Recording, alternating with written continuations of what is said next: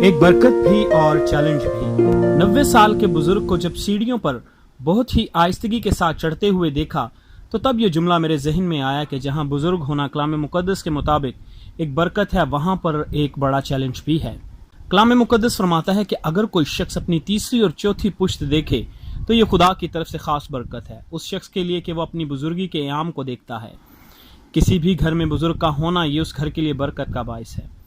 اس کی سب اولاد اس کی آنکھوں کے سامنے ہوتی ہے، خاص طور پر گرینڈ چلڈرن اس بزرگ کے لیے تقویت کا سبب ہوتے ہیں، اور بچے بھی اپنے آپ کو زیادہ سیکیور اپنے والدین کی نسبت اپنے دادا دادی یا نانا نانی میں ہی سمجھتے ہیں، کیونکہ وہ ان کو ڈانٹ ڈپٹ نہیں کرتے اور ان کی ہر خواہش پوری کرنے کی کوشش کرتے ہیں، اور والدین شکوہ کرتے ہیں کہ آپ نے بچوں کو خراب کر دیا ہے۔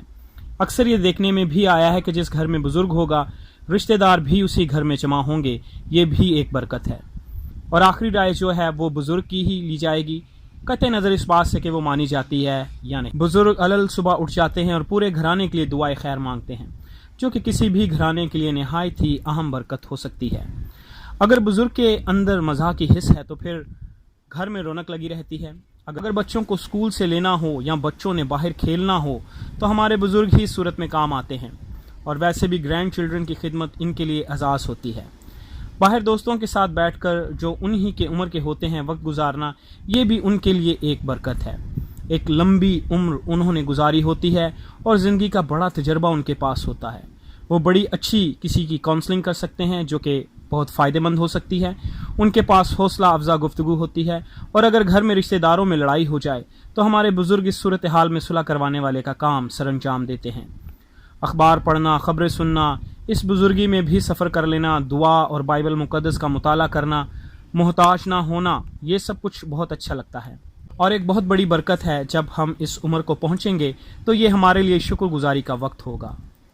چیلنج: اب ہم بوڑھے ہو چکے ہیں اور اونچا سننے لگ گئے ہیں، شاید بچے زیادہ دیر تک اونچی آواز میں ہم سے بات نہ کر پائیں، اور ہو سکتا ہے ہمیں برا بھی لگے، تب ہمیں صبر کرنا ہے۔ بدن میں پیدا ہونے والی اس خامی کو مایوسی کا سبب نہیں بنانا۔ ہو سکتا ہے ہم سے واش روم تک چل کر نہ جایا جائے اور کپڑے خراب ہو جائیں۔ اس صورتحال کو بھی حکمت کے ساتھ حل کرنے کی کوشش کرنی ہے تاکہ بچوں پر بھی بوجھ نہ بنا جائے۔ اس بات کے لیے خدا سے قوت مانگے کہ وہ آپ کو جسمانی زور فراہم کرے، اور اگر بچے خدمت گزار ہوں تو پھر مسئلہ کم ہو سکتا ہے۔ شاید والدین ہماری بیماری کے باعث ہمیں بچوں کے زیادہ قریب آنے سے منع کریں۔ اس پر بھی مایوس ہونے اور غم کرنے کی ضرورت نہیں، کیونکہ یہ وہی بچے ہیں جن سے ہم بے پناہ پیار کرتے ہیں، اور بطور اولاد ہوتے ہوئے ہمیں بھی اس بات کو سوچنا ہے کہ صحت اور تندرستی دینے والا تو خدا ہے۔ اگر بچوں کو کچھ ہونا ہے تو وہ ویسے بھی ہو جائے گا۔ بچوں کو بزرگوں کا پیار لینے دیں۔ اگر ہمارے برتن الگ کر دیے جائیں اور سونے کے لیے خاص جگہ یا چارپائی مخصوص کر دی جائے تو اس بات کو بھی برا نہیں سمجھنا، بلکہ خدا میں مطمئن ہوتے ہوئے ہمیں اس بات کا بھی اطمینان رکھنا ہے کہ خاندان ایک نعمت ہے اور ہم اس کا ایک حصہ ہیں، اور اگر اب بزرگ ہونے کی وجہ سے خاص طرح کے ماحول کا سامنا ہے تو اس میں بھی خدا کی مصلحت کو سمجھنے کی ضرورت ہے کہ انسان کے لیے وقت ایک جیسا نہیں رہتا۔ کبھی وہ منظر نامے پر ہوتا ہے اور کبھی گمنامی کی زندگی گزار رہا ہوتا ہے۔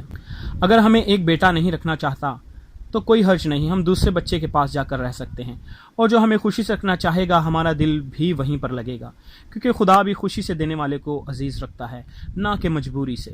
ہو سکتا ہے بڑھاپے کی جمع پونجی یا پینشن بچوں پر لگانی پڑے تو یہ ہمارے لیے خوشی کی بات ہونی چاہیے، کیونکہ ساری عمر انہی کے لیے تو کمایا ہوتا ہے۔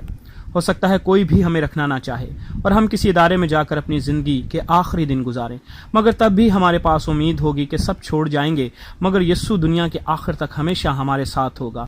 اور بطور بزرگ ہمیں بھی اپنے بچوں کے ناروا سلوک اور رویے کو معاف کرنا ہوگا، تب ہی ہم اپنے بزرگی کے مطلب کو جانیں گے۔ بزرگی زندگی کی رونائیوں کا اختتام نہیں بلکہ ایک نئی صبح کا آغاز ہے، کیونکہ اس کے بعد ہم اپنے ابدی مکان میں چلے جائیں گے جہاں ہمیشہ ہم خدا کی حضوری میں رہیں گے۔ ہمیں یہ سوچنا ہے کہ ایک بڑھاپا ایک زحمت نہیں بلکہ یہ خدا کی ایک برکت بھی ہے اور چیلنج بھی۔ دعا: خداوند ہمارے بزرگوں کو اور ہمیں بھی اپنی بزرگی کے ایام میں سنبھالے اور اپنی پناہ میں رکھے اور محتاجی سے بچائے، اور عمر کے ہر حصے میں ہم خداوند کی شکر گزاری کرتے رہیں۔ آمین۔